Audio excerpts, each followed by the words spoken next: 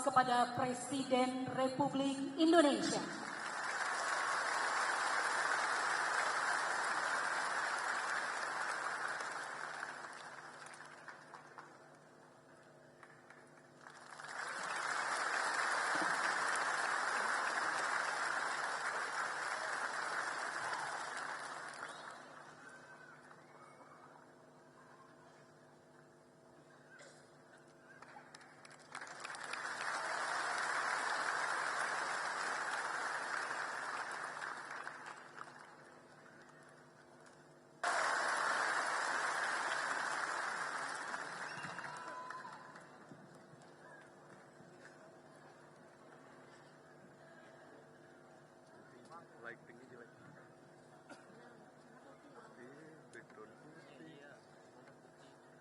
Bismillahirrahmanirrahim. Assalamualaikum warahmatullahi wabarakatuh.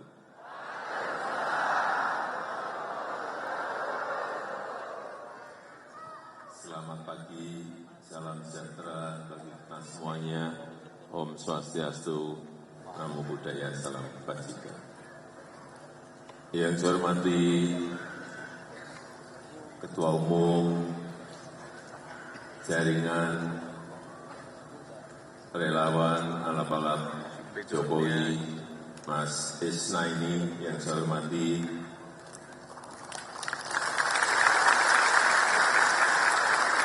beserta seluruh jajaran pengurus dan seluruh relawan yang pagi hari ini hadir. Saya melihat tadi ada gema perhutanan sosial,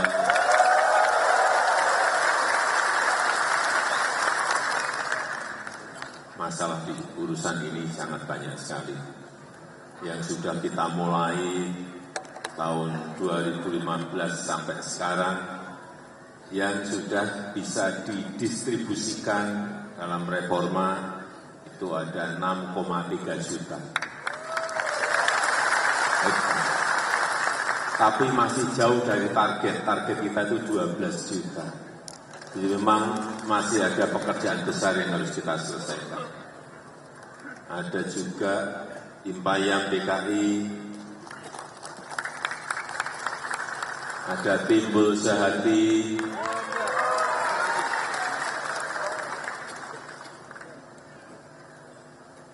apalagi Banpol,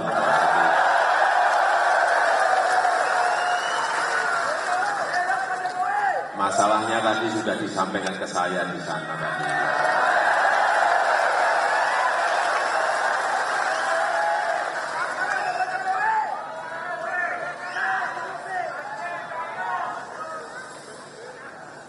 Hadir di sini juga Mas Giring,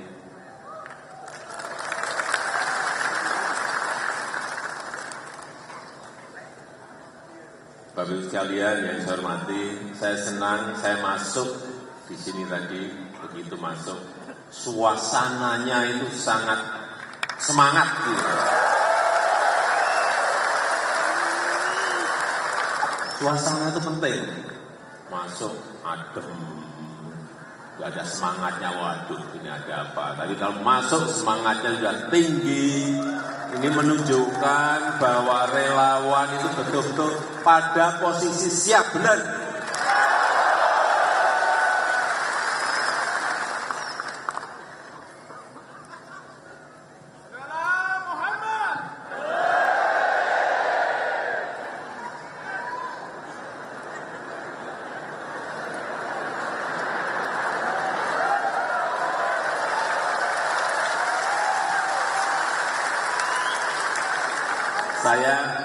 Saya harus ngomong apa adanya, bahwa dunia sekarang ini tidak sedang baik-baik saja.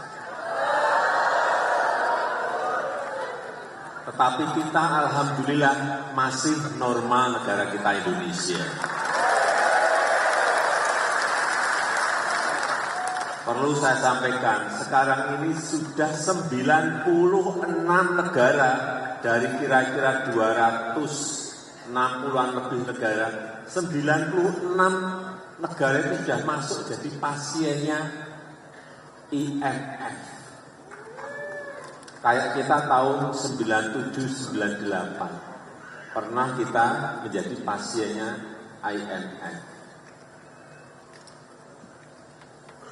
Dan ini patut kita syukuri, sekarang kita alhamdulillah masih sehat-sehat saja dan tidak menjadi pasiennya IMF.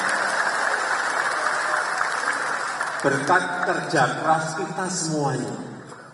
Berkat kerja keras kita semua. Karena setelah COVID masuk mengenai hampir semua negara di dunia, semua negara kena semuanya. Ada yang bisa kembali normal, baik itu kesehatan maupun ekonominya, dan salah satunya adalah Indonesia. Indonesia menjadi salah satu yang terbaik ekonominya, pertumbuhannya setelah COVID menerpa kita semuanya. Ini yang patut kita syukuri karena kerja keras kita semuanya dari lapisan yang paling bawah sampai atas semuanya bekerja. Saya tahu betul karena meskipun COVID saat itu saya tetap muter ke seluruh penjuru tanah air untuk memastikan vaksinasi sudah dilaksanakan. Kembali, jadi memang banyak negara-negara yang sakit karena urusan COVID. Kena COVID, ekonominya juga kena dan tidak bisa bangkit kembali. Saat saya pergi bulan yang lalu ke Afrika, keadaan itu masih kelihatan sekali, masih terasakan ekonomi yang tidak tumbuh, kemudian harga pangan yang juga melonjak tinggi sekali, banyak kelaparan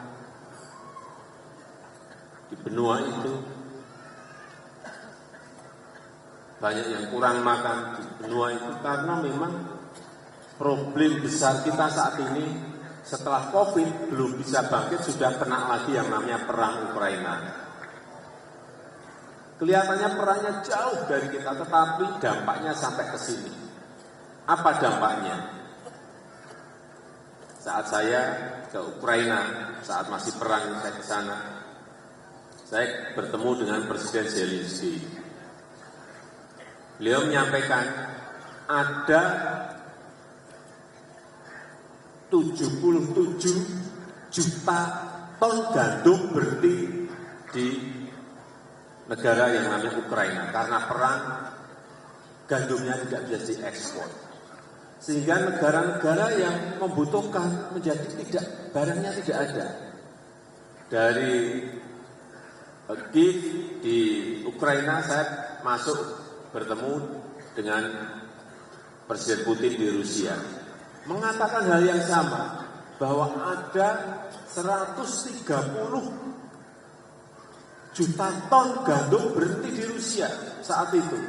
Berarti totalnya Rusia dan Ukraina ada 207 juta ton berhenti. Terus yang biasanya mengambil gandum dari sana disuruh makan apa? Sehingga karena suplainya kurang, harganya naik. Itu terjadi di semua negara. Yang naiknya sampai 50%, ada yang sampai 2 kali, di beberapa negara berbeda-beda. Ingat, kita ini memang makan beras, makanan pokok kita. Tetapi kita juga masih impor, tambah impor 11 juta ton gandum. Ya, karena negara ini negara gede sekali. Negara Indonesia sangat besar sekali. Dari mana itu 11 juta ton? 30%-nya itu berasal dari tadi Ukraina sama Rusia. Untuk mie, untuk roti yang kita makan, 30% dari wilayah itu. Sehingga di sini harganya juga sedikit naik. Kemudian yang berkaitan dengan pangan lagi, beras. beras hati-hati. Karena masih ada 1,5 juta sampai 2 juta ton yang kita harus impor dari luar. Karena produksi di dalam negeri masih belum mencukupi, karena penduduk kita setiap tahun juga selalu bertambah. Penduduk kita sekarang ini sudah 278 juta. Sebelumnya 270, ternyata kita terakhir hitungannya adalah 278 juta, sehingga produksi berasnya juga harus nambah. Begitu yang namanya India plus 22 negara lagi menstop, tidak mengekspor beras, di semua negara harganya naik semua. Inilah problem yang apa adanya harus saya sampaikan. Karena problem di sebuah negara itu akan berimbas ke negara yang lain. Harga beras kita masih di angka berapa? 10.800 sampai 13.000. Tapi ingat, di negara-negara tetangga kita saja harganya sudah sangat tinggi. Saya bacakan.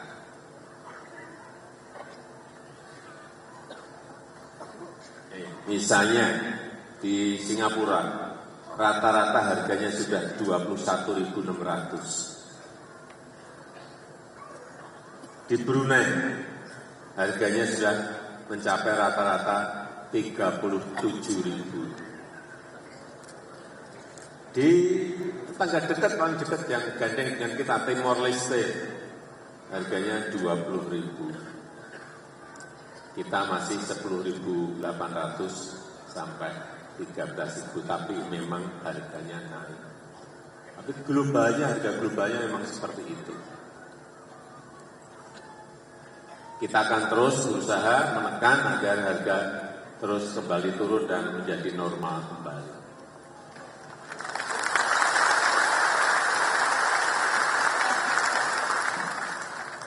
Selain 20 negara tadi yang saya sampaikan tidak mengekspor berasnya, ditambah lagi problem adanya perubahan iklim.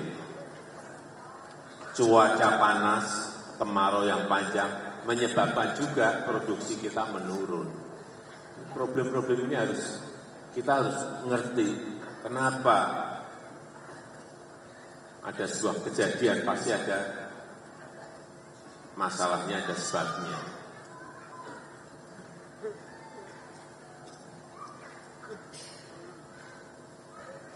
Tapi saya senang, saya lihat Bapak Ibu sekalian, seluruh relawan, wajahnya masih cerah ceria.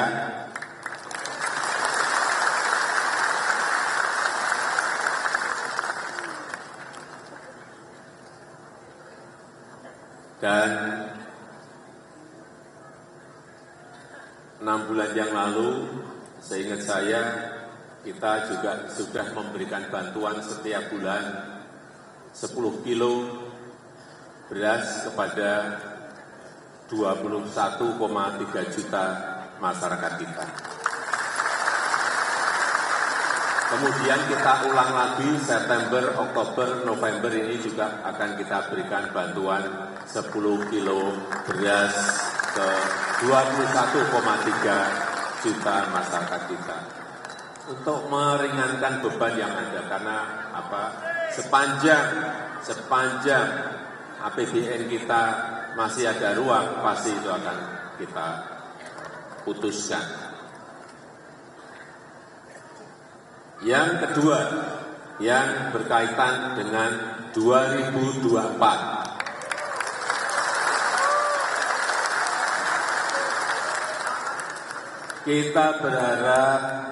Kita semuanya berharap agar jalannya pemilu itu berjalan dengan damai dan tidak ada lagi yang namanya ujaran kebencian. Setuju?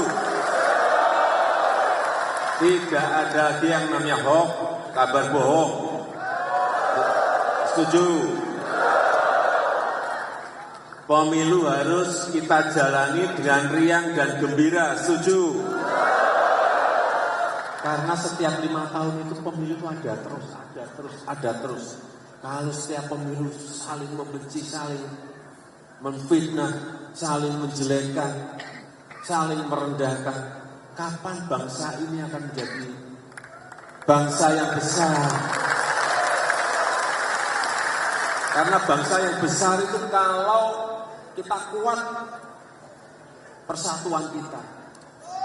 Kalau negara ini mau menjadi besar, harus memperkuat kerukunan di antara kita. Jangan sampai pemilu membuat kita terpecah belah. Setuju?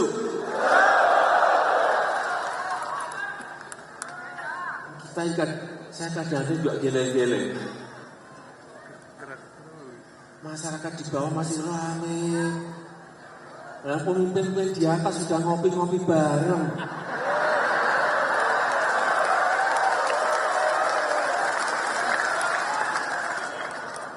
Yang di atas sudah makan bersama, yang di bawah masih usah ramai. Tolong saya minta bantuan Bapak Ibu seluruh relawan agar seluruh relawan ini menjadi sistem pendingin yang membuat suasana adem di bawah. Setuju? Jadi kalau ada yang sedikit panas-panas segera disiram air biar dingin. Kalau ada ribut-ribut kecil di bawah segera ambil air didinginkan. Beri wejangan, beritahu bahwa pemilu itu akan terus ada setiap 5 tahun. Siap? Siap. Nah, mengenai pemimpin yang kita pilih, nah ini hati-hati memilih pemimpin. Tantangan ke depan itu bukan semakin ringan, tetapi sedang baik-baik saja. Adanya perang, adanya perubahan iklim, adanya krisis pangan. Dibutuhkan pemimpin yang memiliki keberanian. Dibutuhkan pemimpin yang memiliki nyali. Jangan digertak negara lain sudah langsung ciut. Jangan kita digugat misalnya oleh Uni Eropa ke WTO kita jadi grogi. Tidak boleh negara sebesar Indonesia memiliki pemimpin yang gampang ciut nyalinya, digertak negara sebesar apapun. Setuju? Jadi pemimpin harus berani mengambil risiko. Pemimpin harus berani mengambil risiko. Pemimpin politik yang betul. Jangan hanya cari selamat, cari enak.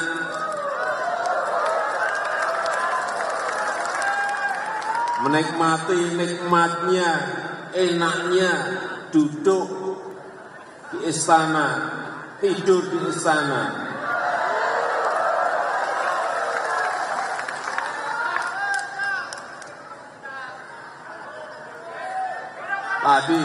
Tadi saya mendapatkan masukan mengenai penyelesaian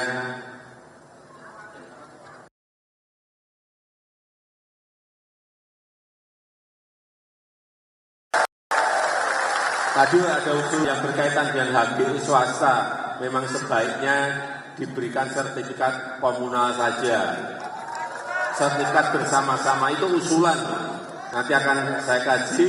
Kalau memang itu baik, ya akan kita berikan. Biasanya memang usulan bahwa usul dari rakyat itu biasanya memang baik untuk diterapkan di lapangan.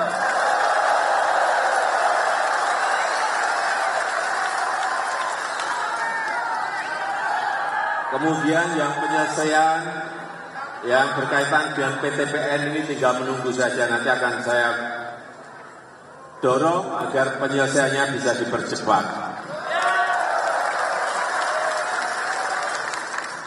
Kembali ke kepemimpinan nasional kita. Jadi tantangan ke depan itu sangat sulit sekali.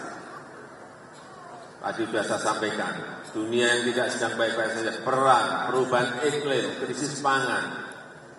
Sehingga dibutuhkan kepemimpinan yang punya nyali, dibutuhkan kepemimpinan yang berani, dibutuhkan kepemimpinan yang berani mengambil risiko. Untuk siapa? Untuk rakyatnya, untuk negaranya, untuk bangsanya.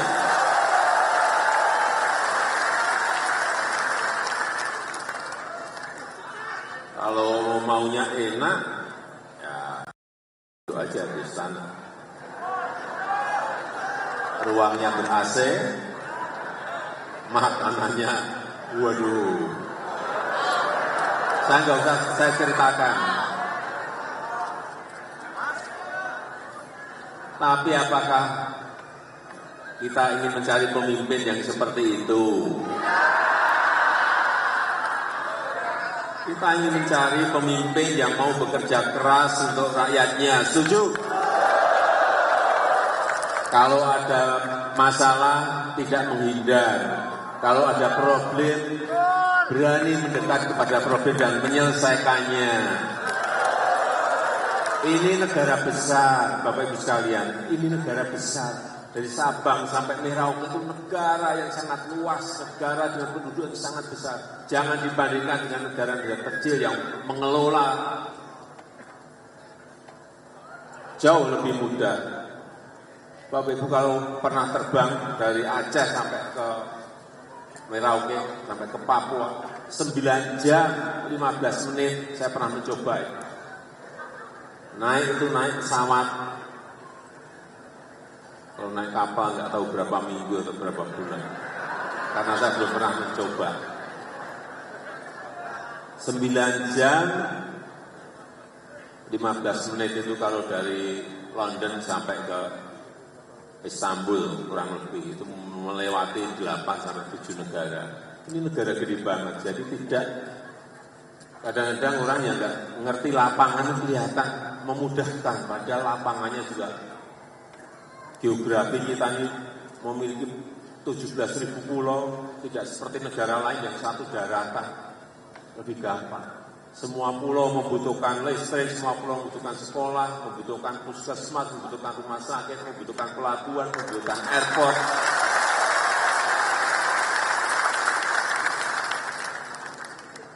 Bukan gampang. Ya dan Bapak Ibu bayangkan, harus menyiapkan infrastruktur, baru infrastruktur saja. Infrastruktur di 17.000 pulau yang kita miliki. Nggak ada negara yang memiliki pulau sebanyak kita ini, nggak ada. Yang membutuhkan semuanya infrastruktur, membutuhkan jalan, membutuhkan jembatan, membutuhkan airport, membutuhkan pelabuhan. Belum logistiknya. Bensinnya, minyaknya harus sampai sana, berasnya harus sampai sana, garamnya harus sampai sana, bawangnya harus sampai sana. Benar? Bapak Ibu bisa bayangkan betapa sangat rumitnya mengelola negara ini.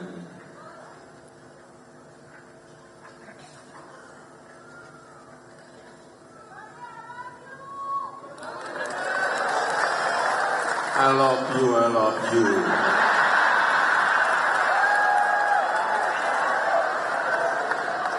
Jadi kembali, terakhir saya minta kita semuanya menatap masa depan dengan optimis, karena kepemimpinan ini hitungannya dari lembaga-lembaga dunia, baik Bank Dunia, World Bank, baik itu IMF, baik itu OECD, baik itu McKinsey, itu sudah berhitung bahwa Indonesia ini akan masuk menjadi negara maju itu kurang lebih 20 tahun sampai 25 tahun yang akan datang. Oleh sebab itu, dalam 3 kepemimpinan ke depan itu sangat menentukan sekali. 2024, 2029, 2034 itu sangat menjadi krusial dan kunci negara ini bisa melompat maju atau tidak. Oleh sebab itu, kita semuanya harus berhati-hati memilih pemimpin di 3 periode ini. 2024, 2029, 2034.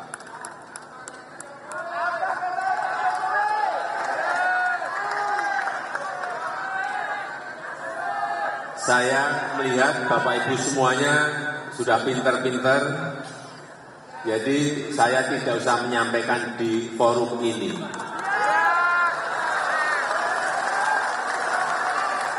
Tidak perlu saya sampaikan, tapi Bapak Ibu semuanya sudah ngerti dan sudah tahu. Karena negara ini adalah negara demokrasi. Kedaulatan itu ada di tangan rakyat.